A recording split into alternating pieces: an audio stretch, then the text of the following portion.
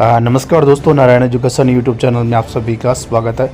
तो सबसे पहले तो दोस्तों आप नारायण एजुकेशन यूट्यूब चैनल के साथ जुड़ सकते हैं, चैनल को सब्सक्राइब कर सकते हैं, शेयर भी कर सकते हैं। तो यहाँ पर देखिए, कैबिनेट बैठक में कल मुख्यमंत्री भजनल शर्मा ने आरपीएससी की भर्तियों को लेकर बड़ा फैसला लिया। आरपीएससी SC/ST को 5% की छूट भर्तियों में मिलेगी। भजनल सरकार ने कैबिनेट में कई अहम फैसले लिए। संस्कृत शिक्षा विभाग में होने वाली कॉलेज व्याख्याता भर्ती के लिए आरपीएससी की ओर से आयोजित एग्जाम के पेपर में न्यूनतम 36% और कुल 40% अंकों की अनिवार्यता में अनुसूचित जाति और अनुसूचित जनजाति के अभ्यर्थियों को 5% की छूट मिलेगी। यूनिवर्सिटी के कुलपति अब कुलगुरु के नाम से जाने जाएंगे। तो यहाँ पर दोस्तों आप देख सकते हैं, व्याख्याता भर्ती कॉलेज शिक्षा में ये बदलाव मुख्यमंत्री ने की है कल कैबिनेट मीटिंग में। इसी को लेकर न्यूज़ में आप देखो, भजनल कैबिनेट के अहम फैसले।